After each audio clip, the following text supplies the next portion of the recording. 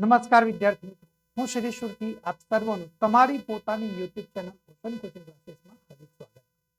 વિદ્યાર્થી મિત્રો, તમે જેની ખૂબ જ આતુરતાપૂર્વક રાહ જોઈ રહ્યા છો એ 2024ના વર્ષનું અસાઇનમેન્ટ બુક વાણિજ્ય પ્રવાહનું ધોરણ 12નું સરસ મજાની નવા રૂપ રંગ અને ડિઝાઇન સાથે તમારા માટે અને એ પણ વિદ્યાર્થી મિત્રો અલગ અલગ વિષયના 6 પ્રેક્ટિસ પેપરો સાથે તમારા માટે આવ્યું. હવે વિદ્યાર્થી મિત્રો, તમારા બોર્ડની એક્ઝામ માટે બિલકુલ ચિંતા કરવાની જરૂર નથી, કારણ કે અમે તમારા માટે એટલે કે ઓશન કોચિંગ ક્લાસીસ તમારા માટે લઈને આવ્યો છે તમામ વિષયના તમામ પ્રશ્નપત્રના સંપૂર્ણ અને સચોટ સોલ્યુશન. અને એ પણ વિદ્યાર્થી મિત્રો, તમે સરસ મજાની તમામ વિષયના પ્રશ્નપત્રોની જે સોલ્યુશનની પીડીએફ ફાઇલ છે એ પણ તમે મેળવી શકો છો. વિદ્યાર્થી મિત્રો, આજના આ વિડીયોની અંદર આપણે ધોરણ 12 વિષય ગુજરાતી જેનો પ્રશ્નપત્ર નંબર 5 નું વિભાગ ડી નું સંપૂર્ણ અને સચોટ સોલ્યુશન મેળવવાનું. વિદ્યાર્થી મિત્રો, આપણે વધુ સમય ન લેતા આપણો અભ્યાસ આગળ વધારીએ છીએ. એ પહેલા વિદ્યાર્થી મિત્રો, તમે તમારો જે અતૂટ વિશ્વાસ જે નવનીત પબ્લિકેશનની ઉપર જાળવી રાખ્યો છે એ જ તમારા અતૂટ વિશ્વાસને સામેથી જાળવી રાખવાનું કામ એ નવનીત પબ્લિકેશન દ્વારા પણ કરવામાં આવી રહ્યું છે. વિદ્યાર્થી મિત્રો, 2024ના વર્ષની બોર્ડની પરીક્ષા માટે ખાસ એટલે ખાસ અગત્યનું મહત્વનું કહી શકાય એવું અસાઇનમેન્ટ બુક 2024ના વર્ષનું એ ધોરણ 12નું વાણિજ્ય પ્રવાહ સરસ મજાનું એ તમારા માટે આવી ચૂક્યું છે. અને એ પણ વિદ્યાર્થી મિત્રો, એ દર વર્ષની જેમ આ વર્ષે પણ એક સરસ મજાનું નવીન નજરાના સાથે આવ્યું છે. અને એ જે નવીન નજરાનું છે એ છે વિદ્યાર્થી મિત્રો સ્માર્ટ ડીઝી બુક નામની એપ્લિકેશન સ્વરૂપ. અને એની સાથે સાથે તમને પ્રાપ્ત થશે વિદ્યાર્થી મિત્રો ફ્રી ઓનલાઈન આન્સર કી. એટલે તમારે કોઈ ચિંતા કરવાની જરૂર નથી. ધોરણ 12ના અસાઇનમેન્ટ બુક મેળવવા માટેની જે લિંક છે એ તમને વિદ્યાર્થી મિત્રો નીચે ડિસ્ક્રિપ્શનમાં આપવામાં આવી છે, અથવા સ્ક્રીન ઉપર દર્શાવેલી જે વેબસાઇટના માધ્યમ દ્વારા પણ તમે બિલકુલ સરળતાથી તમે ધોરણ 12ના જે વાણિજ્ય પ્રવાહની જે અસાઇનમેન્ટ બુક છે એ તમે સરળતાથી મેળવી શકો છો. તમે સ્ક્રીન ઉપર જોઈ શકો છો વિદ્યાર્થી મિત્રો કે 2024ના વર્ષનું જે અસાઇનમેન્ટ બુક છે વાણિજ્ય પ્રવાહનું ધોરણ 12નું એ સરસ મજાના અલગ અલગ વિષયના 6 પ્રેક્ટિસ પેપરો સાથે આવ્યું છે. અને એની કિંમત માત્ર અને માત્ર 300 રૂપિયા જેટલી નક્કી કરવામાં આવી. તો વિદ્યાર્થી મિત્રો, આ જે 300 રૂપિયા જેટલી કિંમત છે એ તમે ચૂકવીને ઝડપથી તમે 2024ના વર્ષનું અસાઇનમેન્ટ બુકની ખરીદી કરી લેજો અને તમે તમારી બોર્ડની એક્ઝામને આખરી તૈયારીને શરૂ કરી દેજો. આ તમે અસાઇનમેન્ટ બુક છે એનું મુખપૃષ્ઠ તમને જોવા મળશે. ઓકે, હવે આ મુખપૃષ્ઠને તમે પાછળની તરફ ફેરવશો એટલે તમને કંઈક આ પ્રકારે માહિતી તમારી સામે રહેલી જોવા મળશે. ઓકે, આ મુખપૃષ્ઠને ફેરવ્યા પછી તમને આ માહિતી જો જોવા મળશે ને ત્યાં આગળ તમને અહીં આગળ એક QR કોડ તમને જોવા મળશે.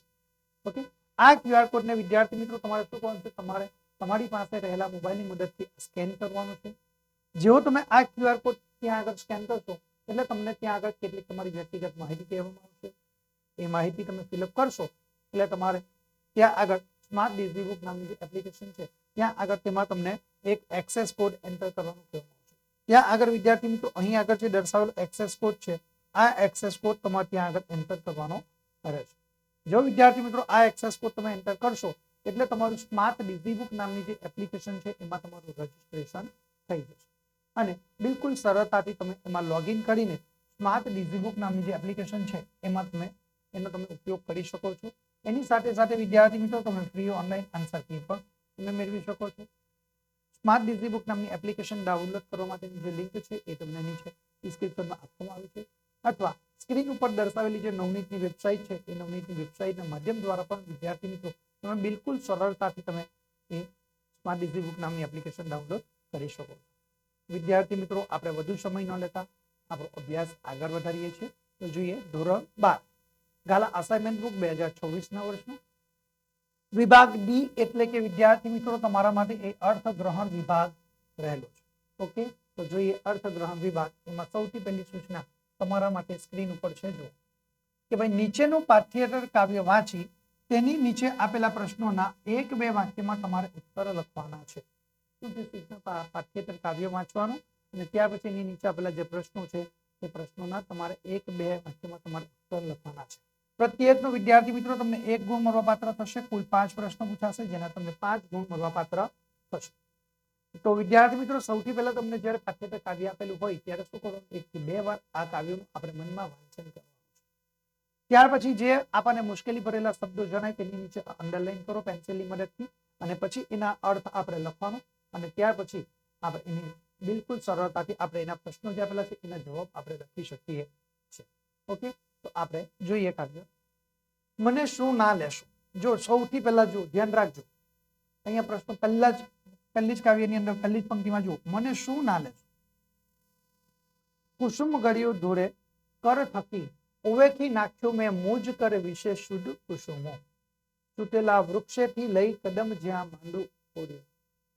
મને શું ને મેં તે ઉચક ધૂળ બેખરી એ ત્યહીં રે, વડી ધૂલી ઉઠી પ્રભુ ચરણ સ્પર્શ કરવા, અભાગી હું એવી કવન મુજનો દોષ એ અસહ, અને ધૂળે રંગ્યું કુસુમ ઉચકી ધૂલી શુભા, પરું ત્યાં પારોના એ કણી કણી એ ઉઠ્યા કંકર કઈ, ગુનેગારી સી છે પથ્થર બન્યા તેજ અમની, અને એ ધૂણાના કઈ કર હું કંકર લઈ, પણ્યો ત્યારે ઉભા પંથ ઉભય પાછવા એ સહુઈ, રહ્યા ડોરા ફાડી દુખિત હૃદયે જીવ અજીવ, અને મારી બાથે બલ ન રહ્યું ત્યારે હું કરગળ્યો, હવે તો લે આ ખિલ જગ એ જ માર્ગ રહ્યો સુંદર।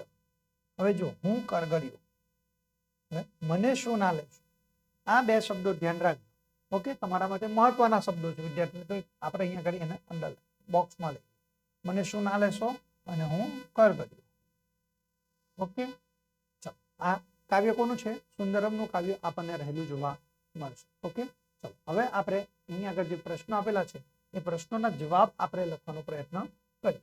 ઓકે, તો જોઈએ 71 નંબરનો પ્રશ્ન કે ધૂળમાં પડેલું ફૂલ કવિને શું કહે છે।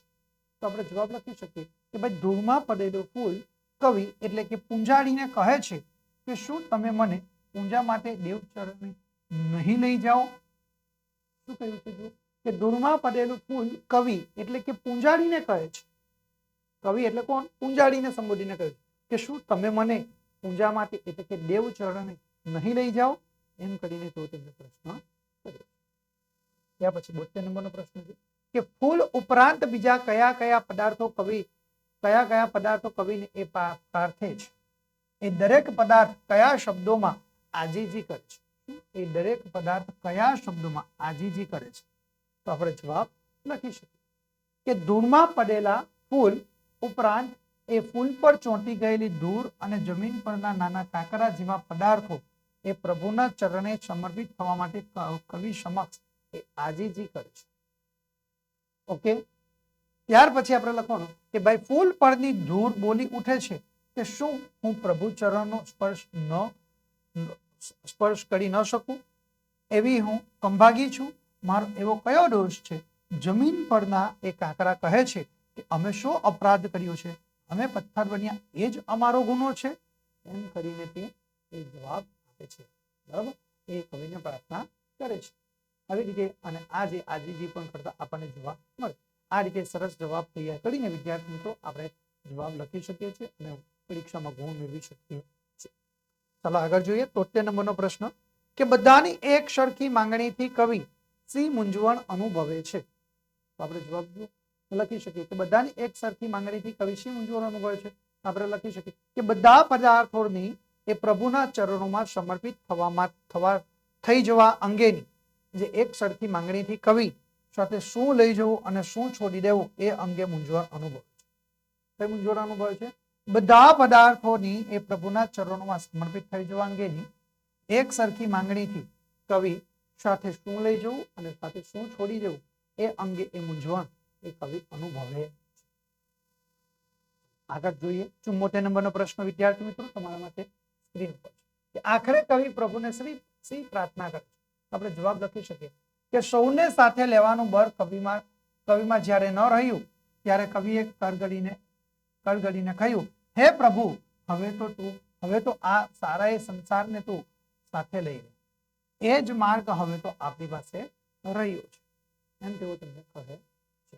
ઓકે, ચલો હવે આપણે 75 નંબરનો પ્રશ્ન તમારા માટે ખૂબ મહત્વનો છે। કાવ્યને આપણે યોગ્ય શીર્ષક આપવાનું। કાવ્યને આપણે શું કરવાનું છે? યોગ્ય શીર્ષક આપવા. તો આપણે જ્યારે કાવ્ય જોઈ ત્યારે 2 બોક્સ તૈયાર કરેલા, જો તમે ધ્યાન આપ્યું હોય તો. એટલે કાવ્યને યોગ્ય શીર્ષક જ્યારે આપણે આપવાનું હોય ત્યારે આપણે જવાબ લખી શકીએ છીએ વિદ્યાર્થી મિત્રો કે મને શું ના લેશો અથવા તો હું કરગડ્યું. ઓકે, જો પહેલું શીર્ષક શું લખ્યું? મને શું ના લેશો, અને બીજું હું કરગડ્યો. ઓકે, આ 2 આપણા શીર્ષક રહેલા જોવા મળશે. ઓકે, તો આ રીતે વિદ્યાર્થી મિત્રો જવાબ તૈયાર કરીને તમે સારામાં સારા ગુણ પરીક્ષામાં મેળવી શકો છો. ઓકે, ચલો આપણે આગળ જોઈએ વિદ્યાર્થી મિત્રો. આગળ તમારા માટે સૂચના છે કે નીચેના પાઠ્યેતર ગદ્યખંડના આધારે આપેલા પ્રશ્નોના પાઠ્યેતર ગદ્યખંડના આધારે આપેલા પ્રશ્નોનો ઉત્તર 1-2 વાક્યમાં તમારે લખવાના છે. પ્રત્યેકનો તમને 1 ગુણ મળવાપાત્ર થશે, જેના કુલ 5 પ્રશ્નો હશે, એટલે કે તમને 5 ગુણનો અહીંયા આગળ આ પ્રશ્ન પરીક્ષામાં પૂછાય છે. એમાં શું કરવાનું? તમને જે પેરેગ્રાફ આપેલો છે એ પેરેગ્રાફનું તમારે 1 થી 2 વાર મનમાં વાંચન કરવાનું, અને ત્યાર પછી જે પ્રશ્નો આપેલા છે એ પ્રશ્નોના તમારે જવાબ લખવાનો પ્રયત્ન કરવાનો છે. ઓકે, તો આપણે જોઈએ. પોતે પોતાને માટે કોઈ પણ પ્રકારનો શ્રમ કરવો.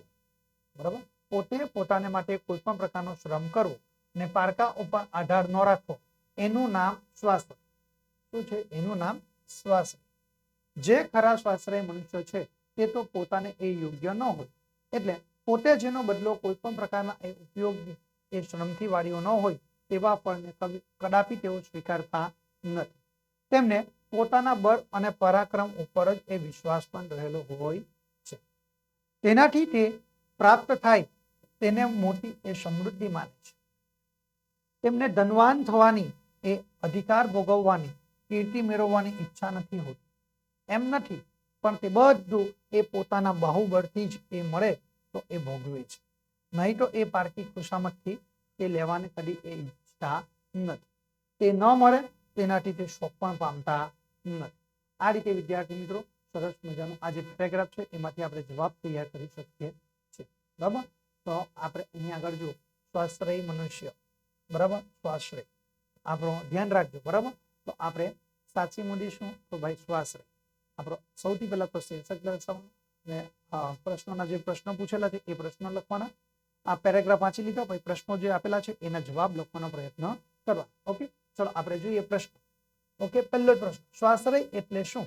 તો આપણે જવાબ લખી શકીએ છીએ ભાઈ સ્વાશ્રય એટલે કે પારકા ઉપર આધાર રાખ્યા વિના જાતે કરેલા શ્રમને સ્વાશ્રય કહે છે. અન્ય લોકો ઉપર આધાર રાખ્યા વિના આપણે જે જાતે કામ કરીએ એને આપણે શું કહીએ છીએ? સ્વાશ્રય કહીએ છીએ. ઓકે, ચલો ત્યાં પછી આપણે જોઈએ 77 નંબર કે સ્વાશ્રય મનુષ્ય કેવા ફળ સ્વીકારતા નથી. જે સાચા સ્વાશ્રય મનુષ્યો છે કેવા ફળને સ્વીકારતા નથી? આપણે જવાબ લખી શકીએ કે જેમાં પોતાનો શ્રમ ન હોય. શું? જેમાં પોતાનો શ્રમ ન હોય, એટલે કે પોતે કાર્ય ન કર્યું હોય, જે પ્રવૃત્તિમાં ઉપયોગી શ્રમથી એ બદલો વાળ્યો ન હોય. બરાબર, જે પ્રવૃત્તિમાં ઉપયોગી શ્રમથી બદલો વાળ્યો ન હોય તેવા ફળને એ સ્વાશ્રય મનુષ્યો કદાપી સ્વીકારતા નથી. આ રીતે આપણે સાચો જવાબ તૈયાર કરી શકીએ છીએ. 8 નંબરનો પ્રશ્ન છે કે સ્વાશ્રય મનુષ્ય ના મતે મોટી સમૃદ્ધિ કઈ છે? આપણે જવાબ લખી શકીએ કે ભાઈ સ્વાશ્રય મનુષ્યના મતે પોતાના બળ અને પરાક્રમે મેળવેલી સમૃદ્ધિને જ એ મોટી સમૃદ્ધિ માને છે. તો સ્વાશ્રય મનુષ્ય પોતાના બળ અને પરાક્રમે મેળવેલી સમૃદ્ધિને જ એ મોટી સમૃદ્ધિ માને છે. ઓકે, ચલો આપણે 79 નંબરનો પ્રશ્ન છે કે સ્વાશ્રય મનુષ્ય કેવા સંજોગોમાં પણ એ શોક કરતા નથી? આપણે જવાબ લખી શકીએ કે ભાઈ સ્વાશ્રય મનુષ્ય એ ધન, કીર્તિ અને અધિકાર સ્વબળે મળે તો જ એ ભોગવે છે, અને એ ન મળે તો એ શોક પણ કરતા નથી. જો એ પોતે પોતાની મહેનત કરી હોય અને એનાથી એ મનુષ્યને ધન મળશે, કીર્તિ મળશે અને અધિકાર એ સ્વબળે મળે તો જ એ ભોગવી શકે છે. બરાબર, અને ન મળે તો એ શોક પણ કરતા નથી. એ વાત તેમણે અહીં આગળ આપણી સામે રજૂ કરેલી જોવા મળશે. 80 નંબર છે કે ગદ્ય ખંડને તમારે યોગ્ય શીર્ષક આપવાનું છે. તો આપણે અહીં આગળ આપી શકીએ કે ભાઈ સ્વાશ્રયનું મહત્વ. બરાબર, શીર્ષક શું આપ્યું? સ્વાશ્રયનું મહત્વ. બરાબર, આ રીતે વિદ્યાર્થી મિત્રો આપણે સરસ મજાના પ્રશ્નોના જવાબ તૈયાર કરીને પરીક્ષામાં પૂરેપૂરા ગુણ મેળવી શકીએ છીએ. ઓકે, ચલો આગળની સૂચના જોઈએ વિદ્યાર્થી મિત્રો, તમારા માટે સ્ક્રીન ઉપર છે કે નીચેના ગદ્યખંડનો ત્રીજા ભાગમાં તમારે સંક્ષેપ કરવાનો છે અને તેને યોગ્ય તમારે શીર્ષક આપવાનું છે. શું કરવાનું છે? ગદ્યખંડ છે એને ત્રીજા ભાગનું સંક્ષેપીકરણ કરવાનું અને યોગ્ય શીર્ષક આપવાનું, જે પરીક્ષાની અંદર તમને કુલ 5 ગુણની અંદર વિદ્યાર્થી મિત્રો પરીક્ષામાં પૂછાય છે. ઓકે, ચલો હવે આપણે જુઓ અહીંયા આગળ જે તમને 5 ગુણની અંદર આ પ્રશ્નો પરીક્ષામાં પૂછાય. ઓકે, તો હવે અહીંયા આગળ જુઓ કે ભાઈ સંક્ષેપીકરણ જ્યાં કરવાનું હોય ને ત્યાં સૌથી પહેલા તો શું કરવાનું કે ભાઈ આપણે જે પેરેગ્રાફ આપ્યો છે એને એક કે બે વાર આપણે મનમાં વાંચવાનું છે. ત્યારબાદ આપણે શું કરવાનું કે જે બિનજરૂરી લખાણ છે એને આપણે ઉપયોગ કરવાનું નથી. એકના એક વાક્યનું વારંવાર જો પુનરાવર્તન થતું હોય તો એને આપણે દૂર કરવાનું. ઉદાહરણ સ્વરૂપે જો આપણને કોઈ દર્શાવ્યા હોય ઉદાહરણ તરીકે દાખલા તરીકે તો એનો પણ આપણે સમાવેશ કરવાનો નથી. એના જે વાક્યો છે એ ખૂબ લંબાપૂર્વકના હોવા જોઈએ નહીં. બરાબર, લંબાપૂર્વકના જો વાક્યો હોય તો આપણે શું કરવું, શબ્દ સમૂહ, રૂઢિપ્રયોગો, બરાબર, કહેવત સ્વરૂપે એના આપણે ઉપયોગ કરીને આપણે એ વાક્યને ટૂંકાપૂર્વકના બનાવી શકીએ છીએ. તો જોઈએ વિદ્યાર્થી મિત્રો 81 નંબરનો જે સંક્ષેપીકરણ એનો પેરેગ્રાફ જોઈશું, જે મોહમ્મદ માકંદ દ્વારા આપણી સામે રજૂ થયો છે. સમયની મૂડી તો દરેક પાસે સરખી જ હોય છે, પણ તેને ખર્ચવામાં એ તફાવત હોય છે. એક વ્યક્તિ તેને કરકસરથી એ યોજનાપૂર્વક વ્યવસ્થિત રીતે ખર્ચે છે, જ્યારે બીજી વ્યક્તિ તેને એ આડેધડ અને અવિચારીપણે એ વેડફી નાખે છે. પરિણામે એકને સંતોષ અને સફળતા મળે છે, જ્યારે બીજાને થાક અને નિષ્ફળતા. જે વ્યક્તિને પોતાનો સમય એ વાપરતા આવડતું નથી તેને કશું જ એ વાપરતા આવડતું નથી. તેને કશું જ એ વાપરતા આવડતું પણ નથી. જો તમારી પાસે મર્યાદિત પ્રમાણમાં મૂડી હોય, બરાબર, તો તેમાંથી થતી બચત એ જ કમાણી છે. બરાબર, જો મર્યાદિત પ્રમાણમાં મૂડી હોય, બરાબર, શ્રમ એ સાચી મૂડી, બરાબર, સમયની મૂડી અથવા તો ધ્યાન રાખજો સમયની મૂડી, તો તેમાંથી થતી બચત એ જ તમારી કમાણી છે. નો એ સમય કોઈને મળી શકતો નથી. એટલે જ માનવ પોતાના સમયની વધુમાં વધુ બચત કરી શકે તેની પાસે વધુમાં વધુ સમય જમા થઈ શકે, અને જેની પાસે સમય જમા થાય તેની પાસે એ શક્તિ પર જમા થાય. સમય અને શક્તિ એ ભેગા થાય એ પછી શું ન કરી શકે, એ ધારે તે કરી શકે છે. આમ કોને કહ્યું છે? મોહમ્મદ માકંદ દ્વારા આપણને કહેવામાં આવ્યું છે. ઓકે, ચલો આપણે આગળ જોઈએ વિદ્યાર્થી મિત્રો. હવે એનો જવાબ તો સૌથી પહેલા આપણે શીર્ષક લખ્યું સમય એ સાચી મૂડી, બરાબર, અથવા સમય એ જ આપણી મૂડી. આ રીતે આપણે શીર્ષક આપણું દર્શાવી દીધું છે વિદ્યાર્થી મિત્રો સૌથી પહેલા. ત્યાર પછી આપણે પેરેગ્રાફ પાડીને લખવાનું કે ભાઈ સમયની મૂડી એ દરેક પાસે સરખી જ હોય છે. જે વ્યક્તિ એને કરકસરથી યોજનાપૂર્વક વ્યવસ્થિત રીતે ખર્ચે છે તેને એ સંતોષ અને સફળતા મળે છે, પરંતુ આડેધડ અને અવિચારીપણે એ સમય વેડફી નાખનારને એ થાક અને નિષ્ફળતા મળે છે. સમયની વધુમાં વધુ બચત કરનાર વ્યક્તિ પાસે સમય અને શક્તિ જમા થાય છે, જેના દ્વારા તે ધારે એ કામ કરી શકે છે. બસ આપણે આટલો એનો સંક્ષેપીકરણ કરી શકીએ છીએ. ઓકે વિદ્યાર્થી મિત્રો, અને પરીક્ષાની અંદર જે 5 ગુણનો પ્રશ્ન છે એમાં આપણે વધુ ને વધુ ગુણ મેળવી શકીએ છીએ. ઓકે, ચલો આપણે આગળ જોઈએ વિદ્યાર્થી મિત્રો. ચલો ત્યાર પછી આગળનો પ્રશ્ન છે જુઓ કે નીચેના ગદ્યખંડને કાળકથન રીતિ પ્રમાણે વિચાર વિકાસના ક્રમમાં ગોઠવીને ફરીથી પાછું લખવાનું છે, જેના 5 ગુણ આપણને મળવાપાત્ર થશે. ઓકે, તો આપણે જોઈએ 82 નંબરનો પ્રશ્ન. ઓકે, હવે જે પેરેગ્રાફ આપેલો છે એ કાળકથન રીતિ પ્રમાણે વિચાર વિકાસના ક્રમમાં નથી, તો આપણે તેને શું કરવાનું છે? કાળકથન રીતિ પ્રમાણે વિચાર વિકાસના ક્રમમાં ગોઠવવાનું છે.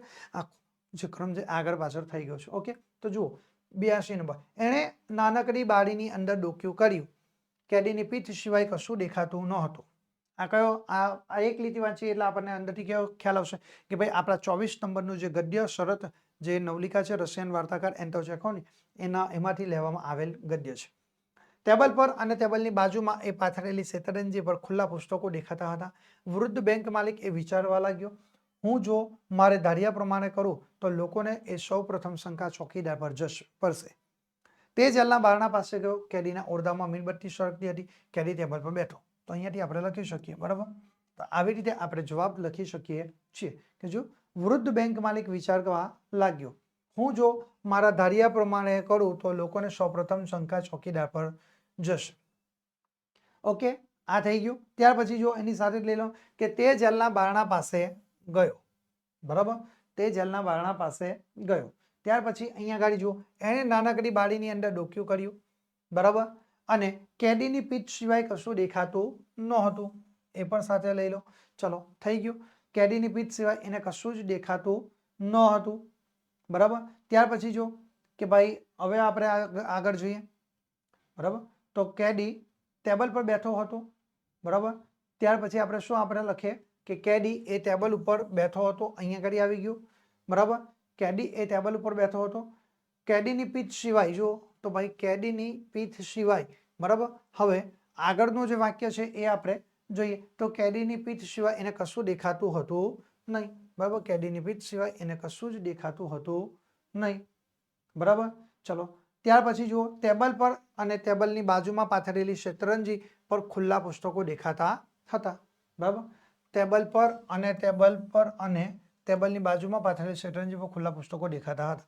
આ રીતે વિદ્યાર્થી મિત્રો આપણે સરસ મજાનો જવાબ અહીં આગળ તૈયાર કરી શકીએ છીએ, બરાબર. તો આ રીતે વિદ્યાર્થી મિત્રો તમે સરસ મજાનો જવાબ તૈયાર કરીને પરીક્ષાની અંદર પૂરેપૂરા ગુણ મેળવી શકો છો. તો જોઈએ ફરી પાછું કે વૃદ્ધ બેંક માલિક એ વિચારવા લાગ્યો, હું જો મારા ધાર્યા પ્રમાણે કરું તો લોકોને સૌ પ્રથમ શંકા ચોકીદાર પર પડશે. તે જેલના બારણા પાસે ગયો, એણે નાનકડી બારીની અંદર ડોકિયું કર્યું. કેદીના એ ઓરડામાં મીણબત્તી સળગતી હતી. કેદી ટેબલ પર બેઠો હતો. કેદીની પીઠ સિવાય કશું દેખાતું ન હતું અને ટેબલ પર અને ટેબલની બાજુમાં પાથરેલી શતરંજી પર એક ખુલ્લા પુસ્તકો દેખાતા હતા. આટલો જવાબ તૈયાર કરો એટલે તમને 5 ગુણનો જે પ્રશ્ન છે વિચાર વિકાસના ક્રમમાં, બરાબર, એ તમારો ત્યાં તમે વધુને વધુ ગુણ મેળવી શકો છો. ઓકે વિદ્યાર્થી મિત્રો, ચલો હવે આપણે આગળ જોઈએ વિદ્યાર્થી મિત્રો પ્રશ્ન નંબર 83. એ પહેલા વિદ્યાર્થી મિત્રો તમારા માટે સૂચના છે, સ્ક્રીન ઉપર જુઓ કે જબરજસ્ત તમારા માટે તમારા બેનિફિટ માટેની એક માહિતી છે. વિદ્યાર્થી મિત્રો 2026ના વર્ષનું જે ગાલા અસાઇનમેન્ટ બુક છે એ સરસ મજાનું નવા રૂપ રંગ અને ડિઝાઇન સાથે આવ્યું છે અને વિદ્યાર્થી મિત્રો અમે તમને તમામ વિષયના સંપૂર્ણ અને સચોટ સોલ્યુશન તમામ પ્રશ્નપત્રોના કરાવી રહ્યા છે.